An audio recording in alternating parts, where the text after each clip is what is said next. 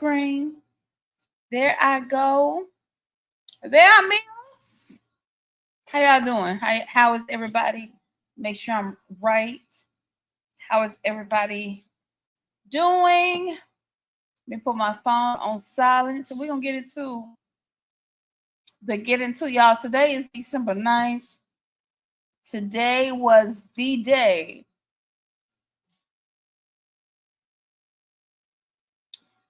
that my life changed. This time last year. We're gonna go back a few weeks before December 9th of 2023. Probably about a good 2.5 weeks before let me look at the calendar here.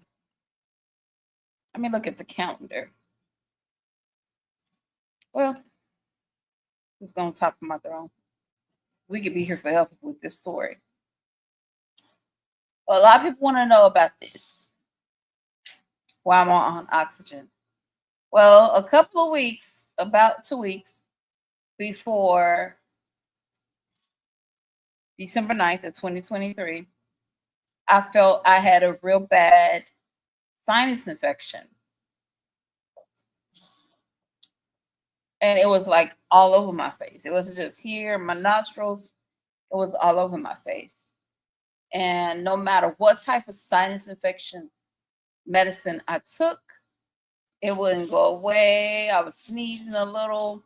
Took allergy medicine, wouldn't go away. Then the second week came, and I started noticing when I would walk or move around, I was getting short of breath. And as that week kept going, I kept getting shorter and shorter breath. Now, my mom was like,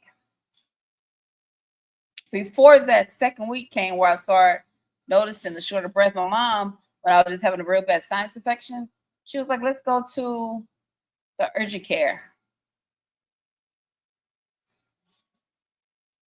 I'm trying not to get emotional while I tell this story. So y'all may see me turn my camera off, which I'm doing now.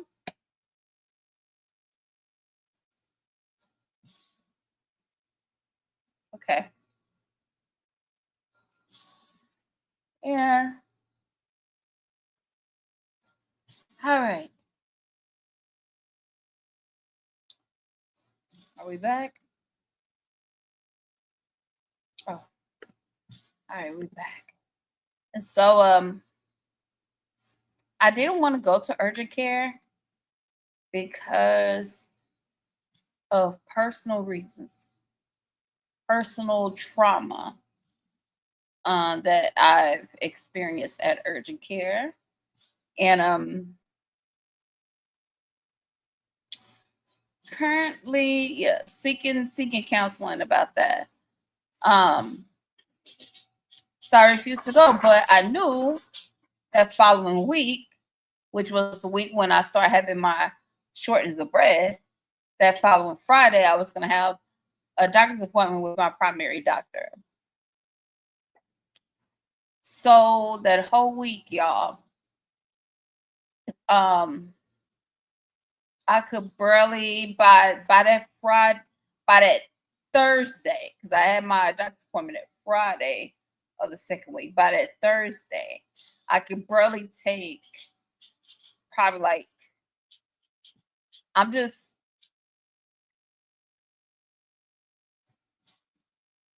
hypothetically or approximately 15 steps without losing my breath. And I mean really losing my breath. Didn't know what was going on, never realized what was going on. I'm like, what?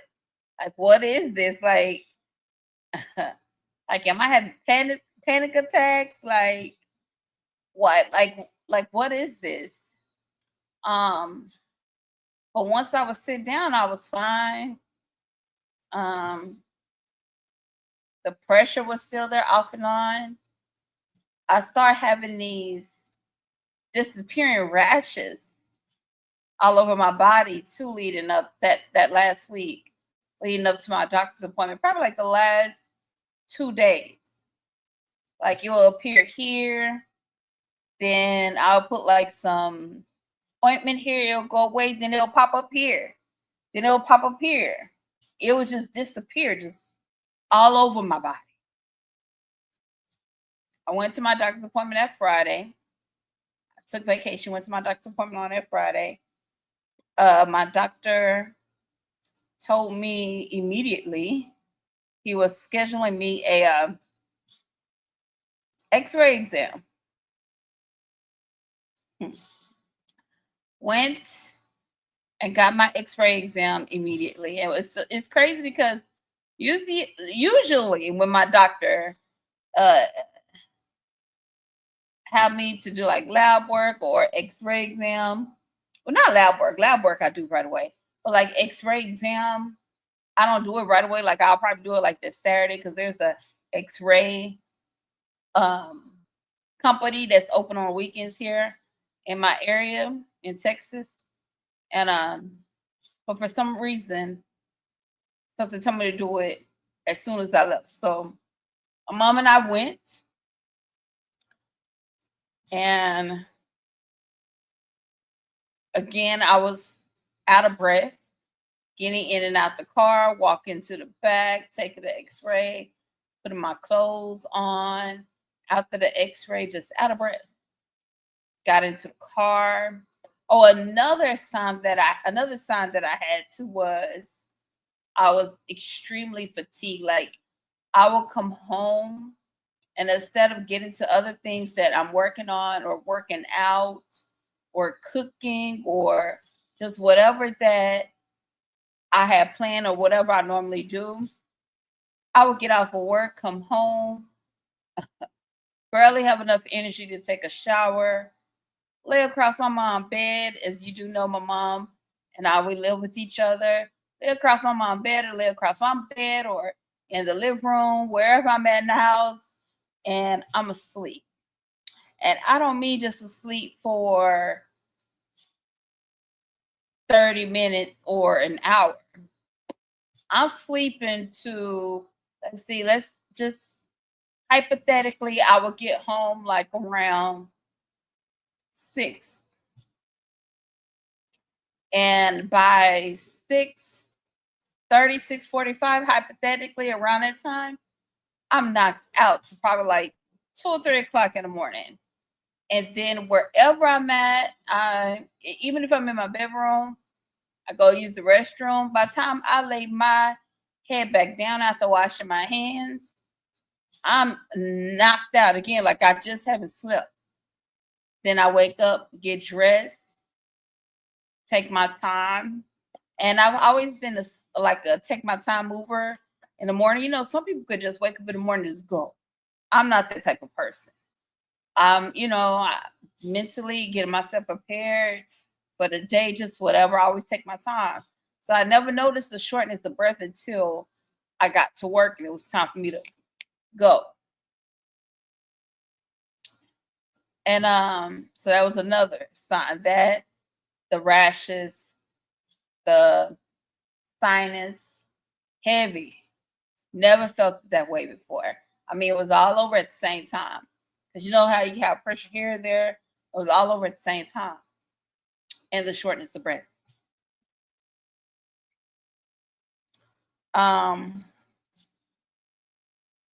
Went got the X-ray.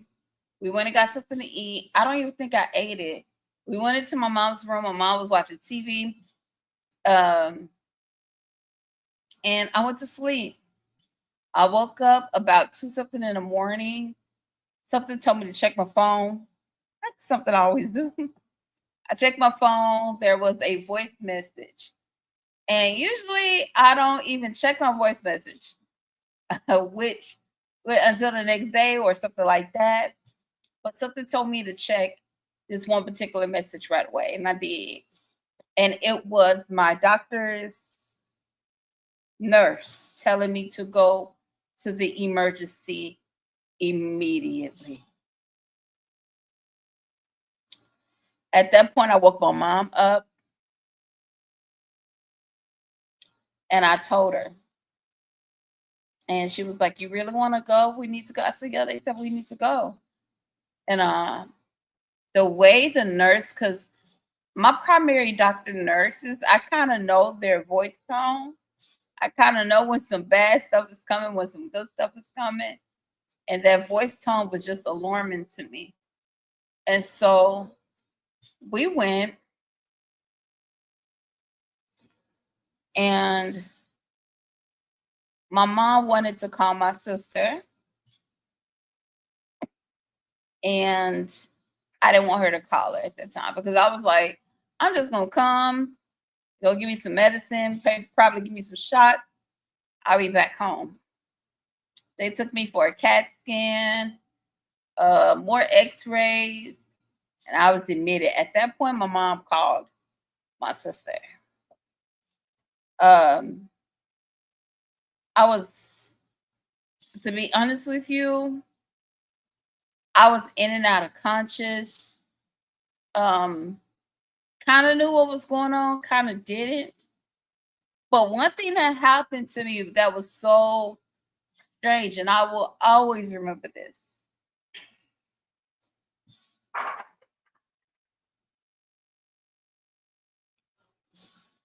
At this hospital that we went to, when I was being sent,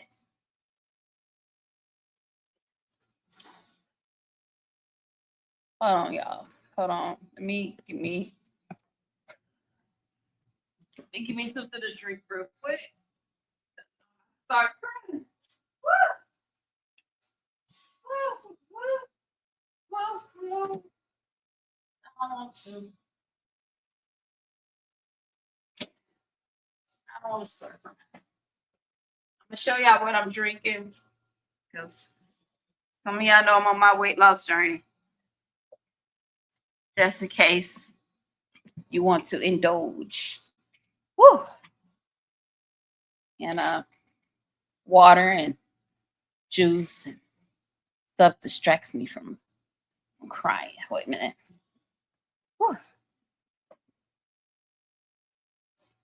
Okay. Me get myself together.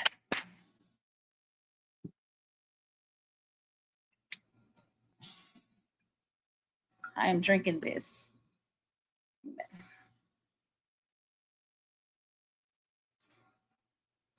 Can y'all see?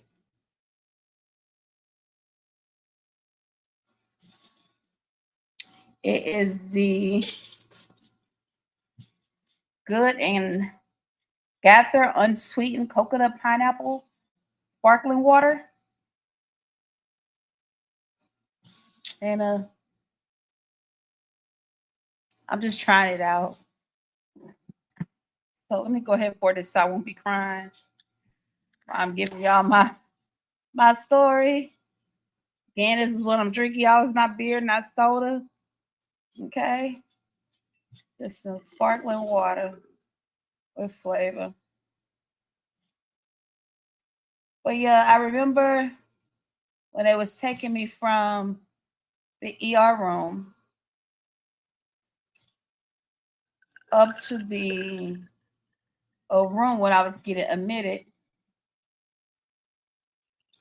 For some reason,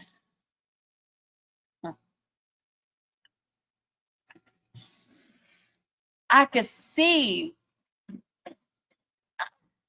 Okay. For some reason, I thought the hallways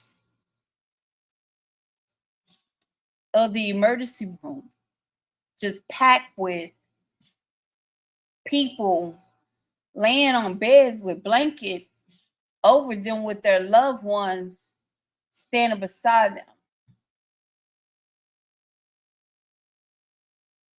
Mind you, I was in and out of conscious or sleep. I'm not sure. I'm gonna have to ask my mom when she comes back home exactly. And when I do a story too. This is a long story. Because I was in the hospital for approximately 3.5 months. Like I said, I saw that emergency room, the hallway, just the whole room. Anywhere where there was a space, a wall between the emergency rooms, the hallways, everywhere was beds with people on it with white sheets covering them with their loved one. And there was only one loved one on each bed. Standing there, and they all had this look of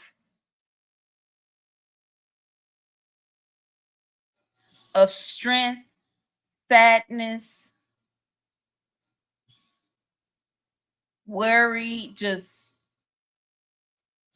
all the emotions that a loved one have when they take their loved one to the emergency. It was there. But I never saw a tear from them. I never saw pure like sadness to the point of death. But I did see strength out of those people's eyes. I saw like anger. I saw mad. I saw sadness. I saw strength, though. For some reason, that strength part stood out more than anything.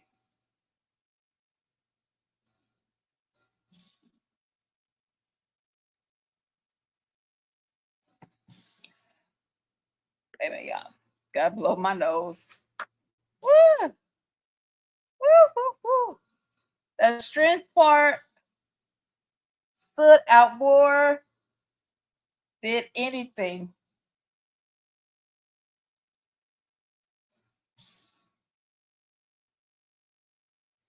And I'll get more into why that's so touching to me later. But yeah, that's what I saw as they were rolling me out of the emergency room. Oh, and I also got a feeling of don't go. Get out of here. Get out of here.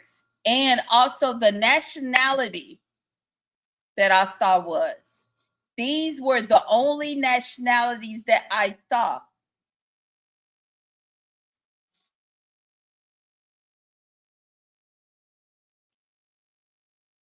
Mexican, Native American, and mixed Mexican and Native American. Now, some people would say, those my ancestors. I don't know. I know that my great grandfather was pure Apache, but that's what I saw. And I remember getting up into my room. I remember them putting me on the bed. I remember them putting my IV in my arm. I remember them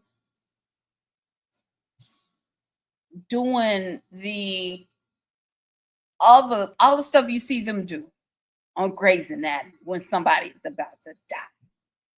Okay. I remember feeling light. I remember feeling this sense of calmness. I remember looking over at the IV bags and seeing all of the hooks had medicine on it, dripping down to me. I remember looking over at my mom. I remember her talking to the doctors. I remember her making sure they were doing what the hell they were supposed to do.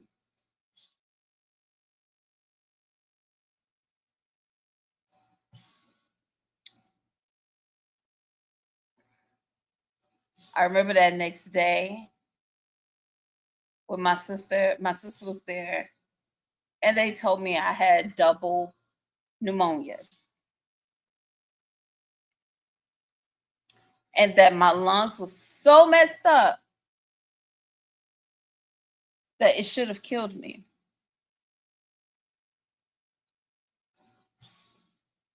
It was so filled up with junk that it should have killed me.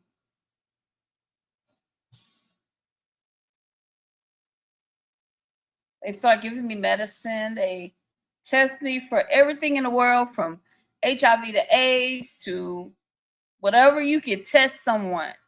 They test me for everything. And the greatness of the Lord, everything came back negative.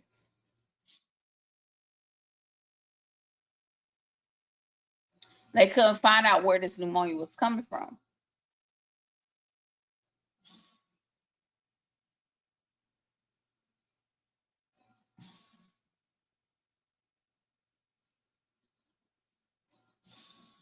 It was a rare pneumonia. They said that's all they could say. It was no name for it. A new strand.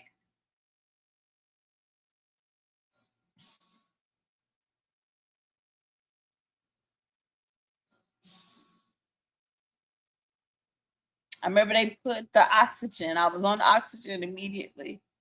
And it was like up in the 20s was the liters that I was on.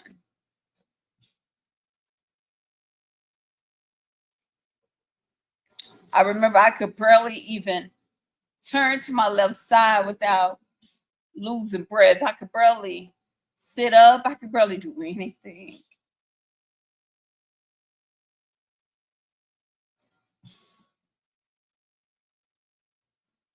And all I could think of was, I'm not going to cry.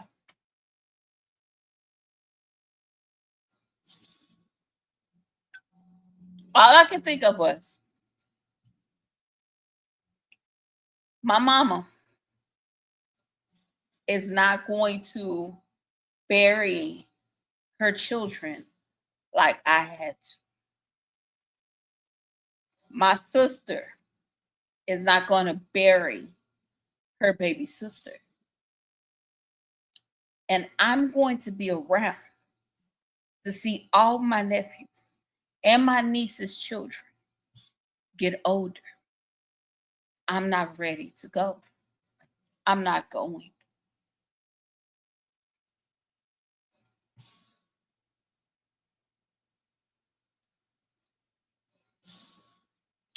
There were some very good nurses that I had that took very good care of me.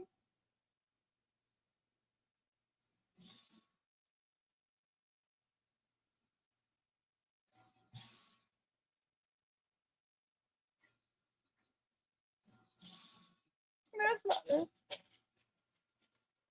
that's not a day that goes by that I don't think of them.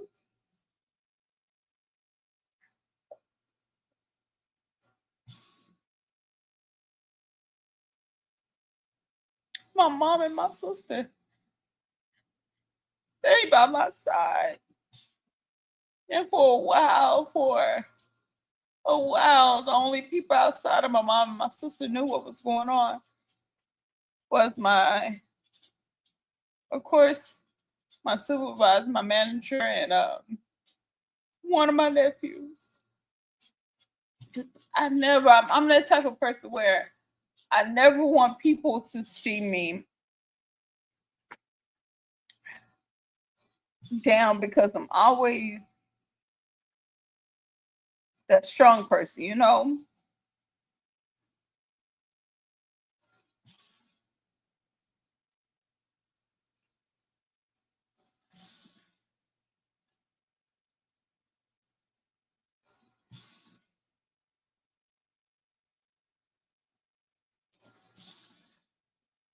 And I finally start letting people know.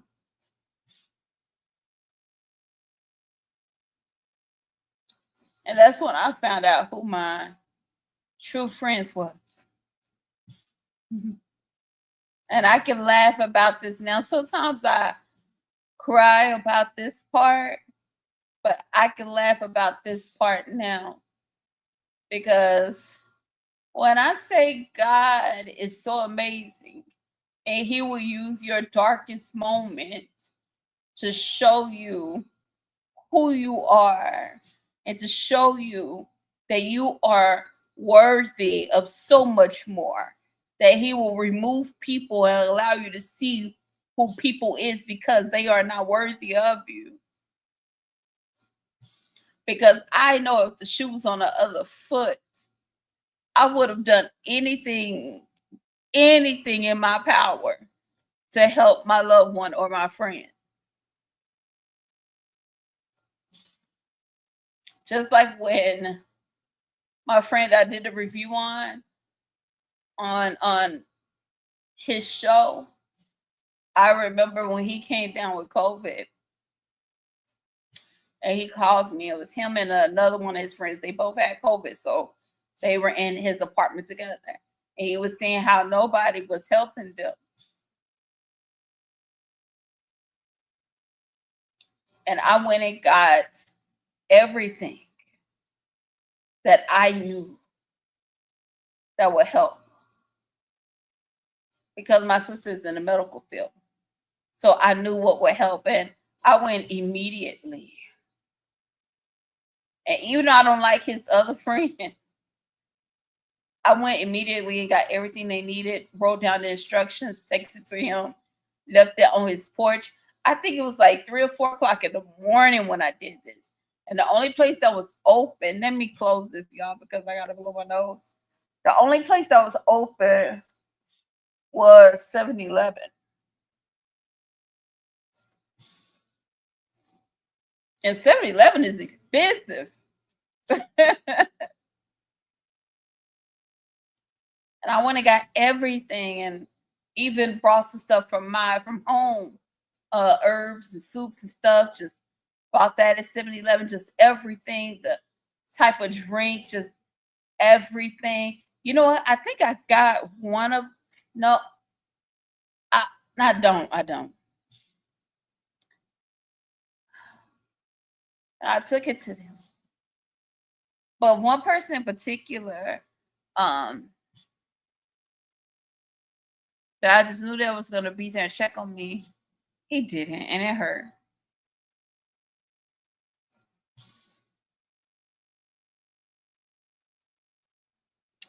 At that time, it hurt. Sometimes I think about it. Sometimes it hurts. Sometimes it don't. Kind of away from that.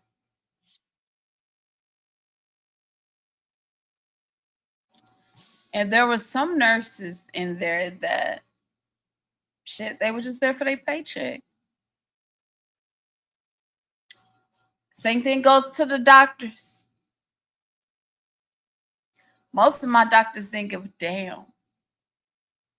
And my sister, unfortunately, being in the medical field, she still had to go to work. So when she would leave, my mom would like take pictures of the medicine they given me or telling me they about to give me a shot of and would text it to her to make sure it was the right medicine and stuff like that. And sometimes my sister was so busy she didn't text back right away, and medicine was given to me and it wasn't the right medicine.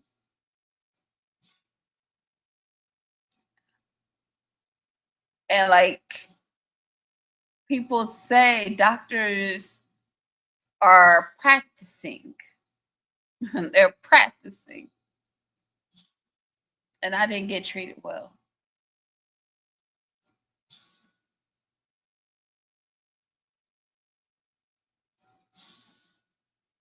I wasn't even told that I had COVID.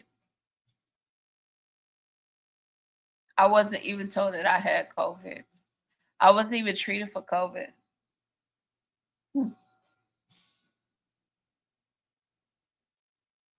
And what they did to me caused me to have heart failure.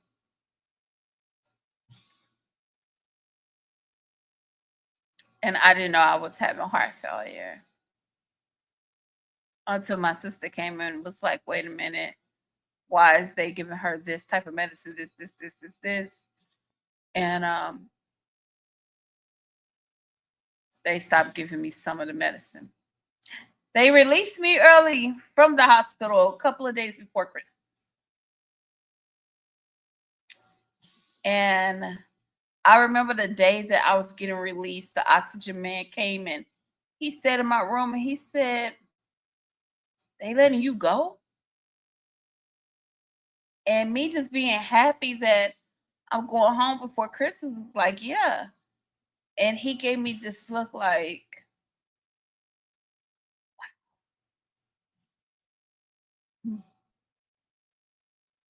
my sister was at work at that time. My mom was getting the car, loading stuff into the car.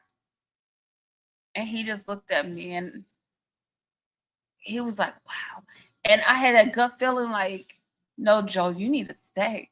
I wanted to go home. I was so ready to go home and get out that hospital.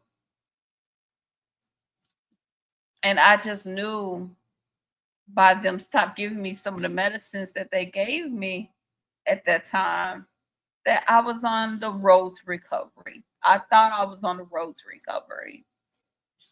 So I went home a couple of days before Christmas. Or was it after Christmas? I can't even remember.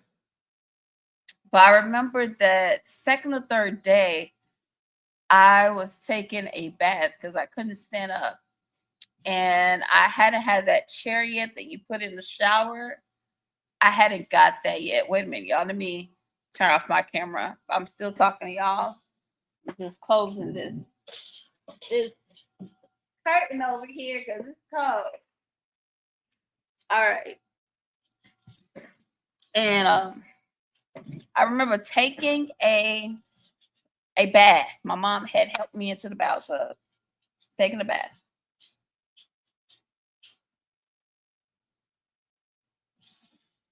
I believe it was on a Friday. My sister was at work. And when I say my energy level was just, and my mom kept saying, let me know when you're ready. Let me know when you're ready. And I'm a water person. To me, when I'm going through something, being in water, it just does something to me. So spiritual. And I believe I got that from my African ancestors, maybe my Indian ancestors as well. But I knew my energy was like gone. And my mom's family was like, look, girl, get your butt out this tub. And my mom had to help me completely out the bathtub because I couldn't lift up anything, not an arm or anything. My mom was like, I think we need to go back to the hospital. I was like, no, the doctor said I'm getting better. I just didn't want to go back. I didn't want to go back. I didn't want to be sick again. I was so afraid to go back to that hospital, especially because of the way. Woo!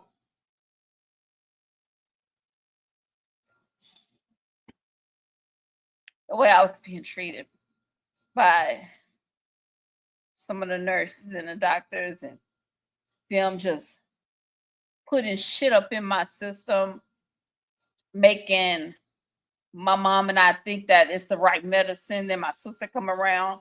My sister is like, wait a minute, this is not the right medicine for what she's going through. And then them motherfuckers not telling me I had fucking COVID and not treating me for shit that I needed to be treated for. Now, mind you, still at this point, I didn't know I was experiencing, and what they did to me was all this medicine combined created some heart failure. Still didn't know. My sister family came on from, she came over from work, and I remember her sitting in this chair that I'm looking at, and I was sitting right here, and my sister was sitting right here in this living room that I'm looking at right now. And I'm looking at her like this. I got my sister. I'm looking at her like this. And she's looking at me, clear as day. She's watching me. And she's like, we're going to the hospital. And it wasn't so much that I didn't want to go to the hospital.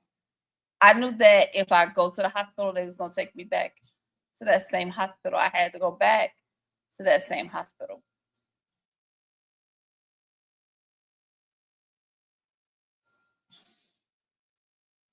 She went and got my mom. And for some reason, I thought it was like 8 or 9 o'clock at night. When we walked out, it was in the morning. So I don't know if I blanked out or what before all that happened, but we had like a walker. My sister had brought over a walker for me because I could barely walk around. And we barely got out my front door here. And I didn't have no energy to move. And by the blessing of God, when I say God put people in the right places, he really, really do. By the blessing of God, my old neighbor up the street boyfriend, itty little bitty tall little thing, saw us. And he asked my sister, y'all need some help? My sister was like, yeah.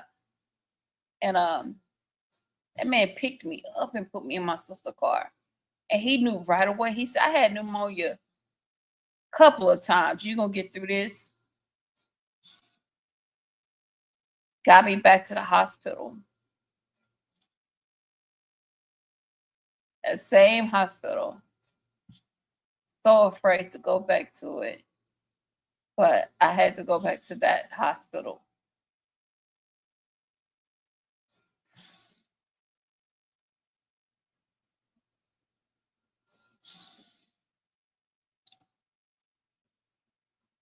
I remember them putting the forgot what they call it, the incubator, incubator. I forgot what they call it. I remember them checking my blood pressure. I remember them putting the IVs back into me again. And I remember having this feeling like you're going to live. And even though I was in and out of consciousness, I remember looking over at my mom and my sister. Face is the most gorgeous face. And I smiled at them. I don't know if they noticed I smiled at them, but I smiled at them. And that smile was my way of telling them I'm going to be okay. Y'all got me here right on time. I'm going to be okay. They took me to get the CAT scan, the x-ray again, all that good stuff, and admitted me back. And again, y'all, when I was being taken from the emergency room up to, now I didn't go to the ICU. I went to the one below ICU. I believe it's PCU. And I was later told the reason why I wasn't taken into ICU was because there wasn't enough room. There wasn't a room available in ICU. So I was taken to PCU. But then again, from the emergency room, when they pulled my bed out of that emergency room again, I saw a line of beds of people on it, covered with white sheets, with their loved ones. This time, more than I saw the first time. This time, a couple of them had 2 people standing next to their loved ones. They were standing. It wasn't like sitting. They were standing. So once I got up to my room, I was like, wow, it was a lot of people in the ER room. And my mom and my sister was like, no, it wasn't. I said, they were standing like on the side of the walls and stuff. It was a lot of people there. And my mom and my sister was like, no, there wasn't. I described them to my sister and my sister and my mom, and I remember them looking at each other. And that was the start of my second turn back into the hospital. I think I was only out. I was only out of the hospital. I believe it was the same. Yeah, that the same days I would have been. Same days I'm out when I'm out for work. Those same 2 days. I believe so.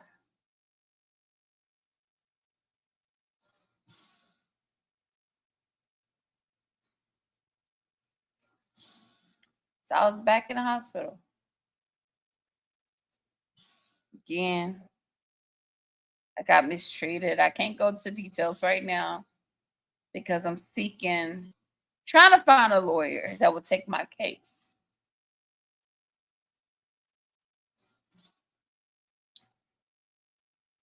And they assigned me to a different doctor. And this doctor, the first doctor they assigned me to, he admitted that they did me wrong. He admitted that they did me wrong, and he was gonna make sure.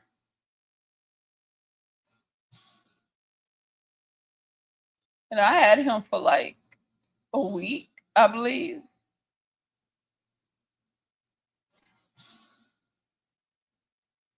And I was so scared. I can't remember if he came in to tell me if that he was leaving or what was happening, but they changed my doctor out, and come to find out every week they change you out. And I'm like, wait a minute, where was that first doctor? Because that first doctor, when he was doing his thing with me, and I was so scared that I was back at that hospital. I was so scared. But there was the nurses, y'all, the nurses. When my sister wasn't there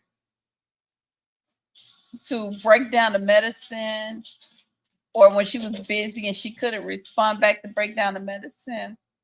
Y'all, when I say those nurses, y'all don't give nurses enough props, but some of them nurses that was there helped my mom. And I helped so much.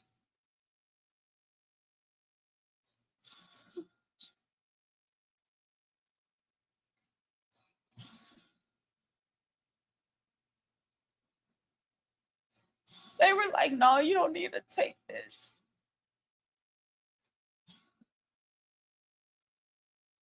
I don't understand why the doctor is prescribing you this when your blood work is saying this. And when my mom was running by my sister was like, they were right.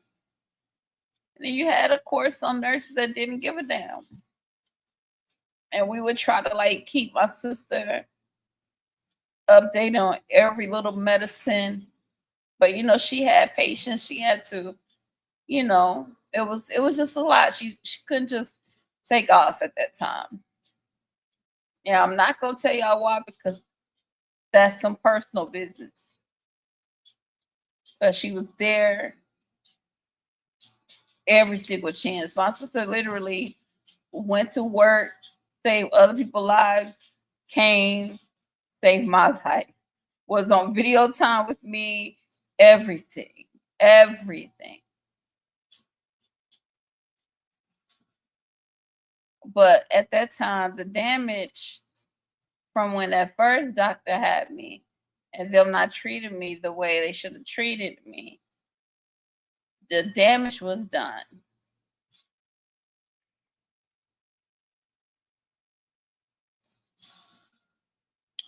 So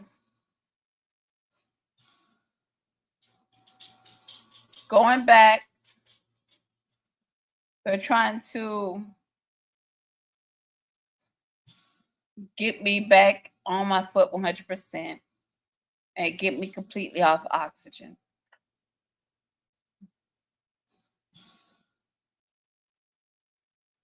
Other things start happening. I can't say. Other things occurred that I can't say because, again, I'm seeking a lawyer, trying to find a lawyer that would take my case. But lawyers here is afraid to fight certain hospitals. That's all I'm gonna say. And this hospital is highly recommended. It's one of those high profile hospitals.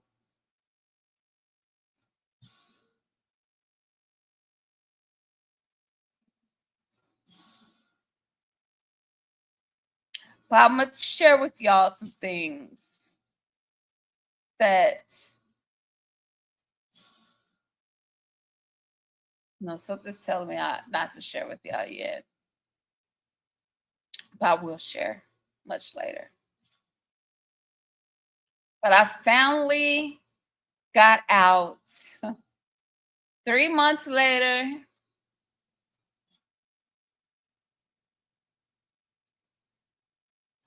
I remember being wheelchaired out, and I looked up at this crossover pathway they had from the garage to the hospital. And that doctor, the first doctor that worked on me when I came back, when they released me early that first time, and I was at home for like 2 days for Christmas break, the same 2 days I would have been off from work.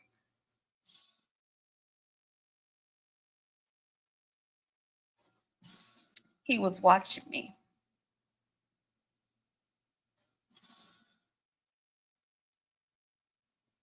And I had a funny feeling for some reason.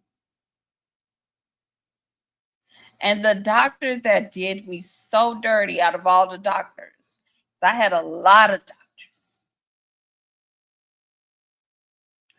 doctors that did me dirty. I could count, there was probably 3 doctors that probably was good to me. I had a lot. Every week the doctors switched out, okay? I was there from December 9th. Today is the anniversary that I went in.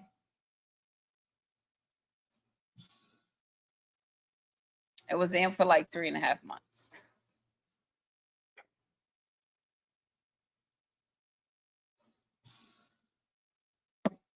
The guy that wheeled me down was one of the nurses that I thought was cool, because he would come in and make me laugh, make my mom laugh. He wasn't really a nurse. He was like a nurse aide.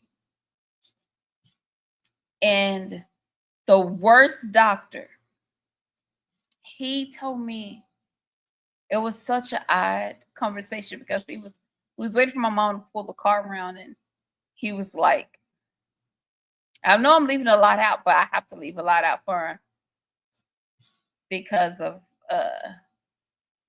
I don't know what's going to be legally allowed for me to say.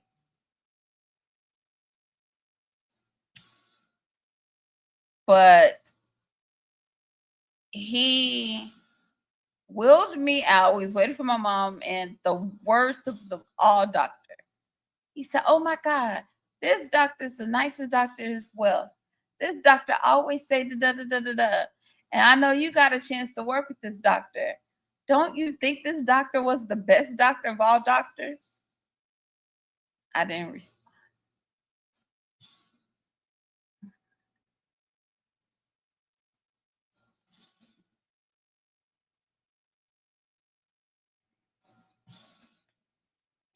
If I wasn't in that wheelchair, if I wasn't in the position I was in, he would have got his.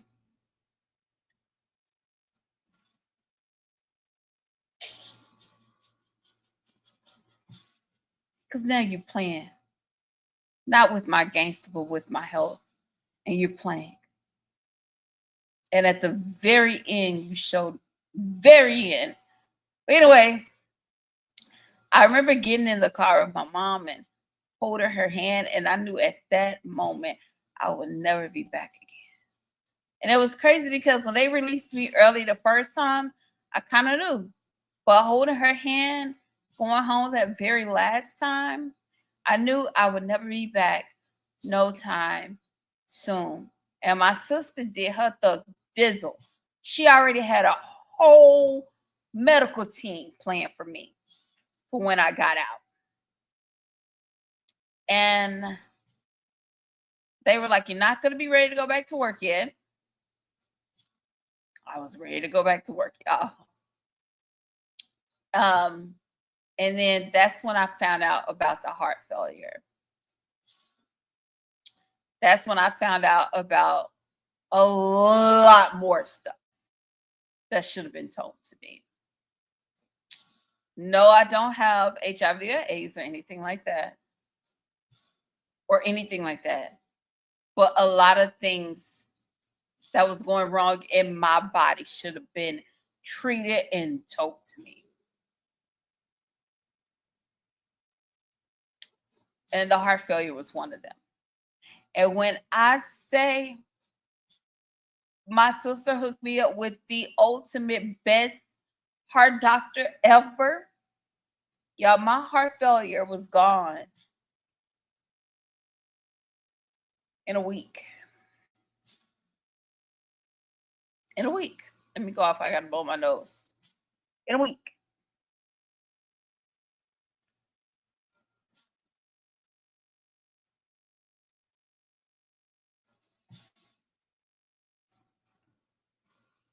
Now, my heart doctor, my cardiologist, she is such a beautiful woman. My lung doctor is such a beautiful woman. My whole team, my therapists, such great people. And now I'm at the point in my life to where I'm back working, but I have to work from home because I'm hooked up to a concentrator. And I have tanks, but my tanks only last like an hour and I only can get 12. And so I can't go to like officially in the building. And I'm enjoying being back at work. I'm still looking for that lawyer. I'm not gonna stop till I find one that's not afraid. I'm finally able to cook, walk like a very, very old person, shower, wash my hair.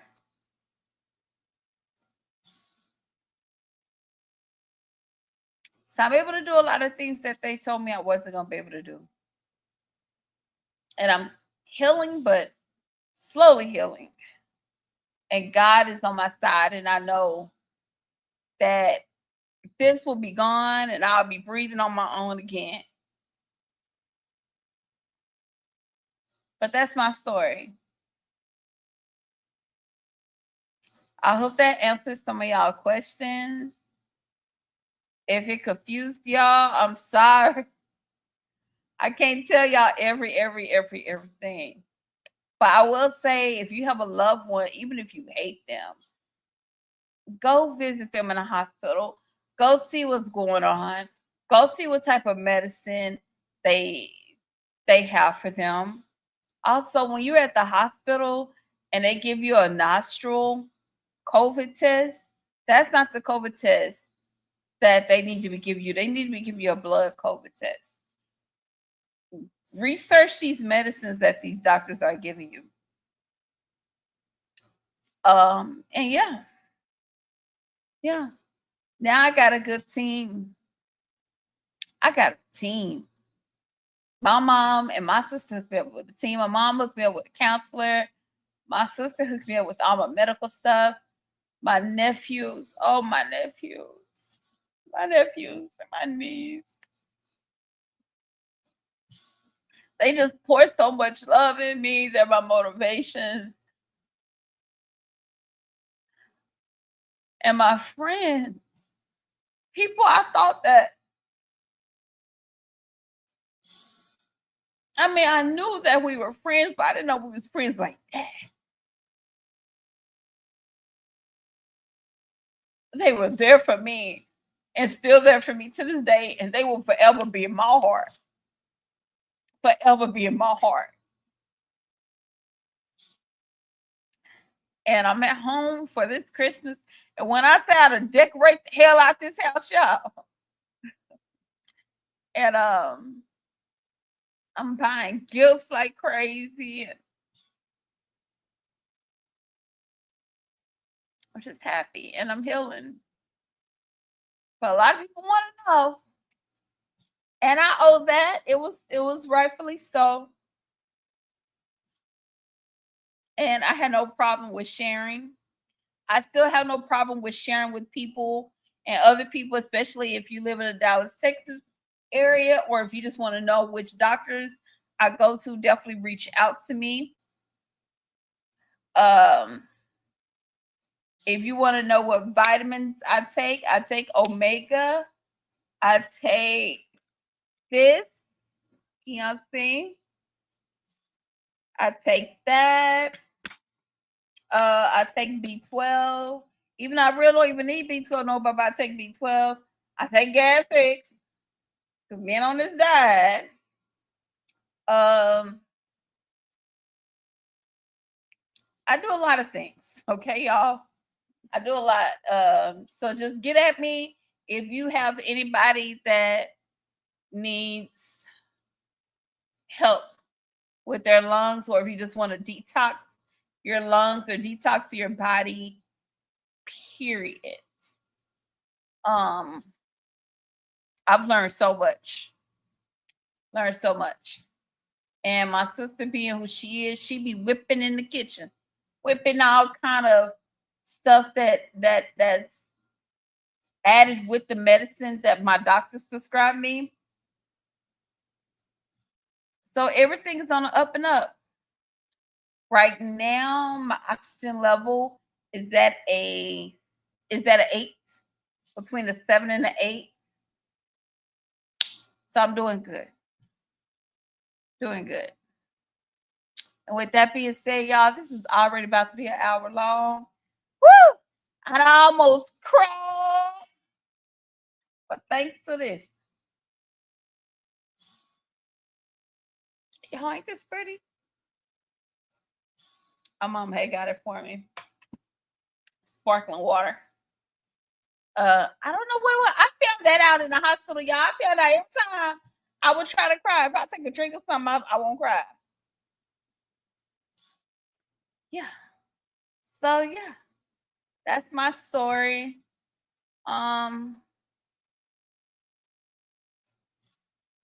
Somebody told me I need to start talking about my dating life. But that's my story, y'all. I hope y'all enjoyed it. I love you all. It is 7:00 on the dot. I'm in my drop top into the street.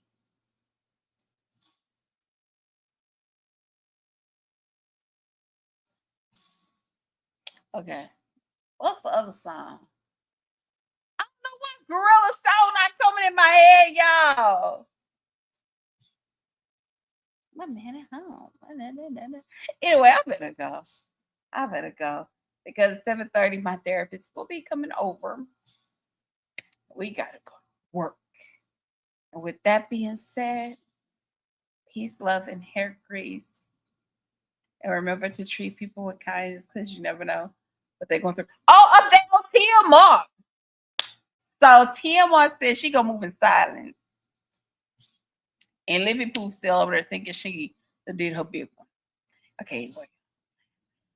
Peace, love, and soul, and hair grease. And y'all remember to always treat people with kindness because you never know what they're going through. Bye. It's Friday night. I'm man at home.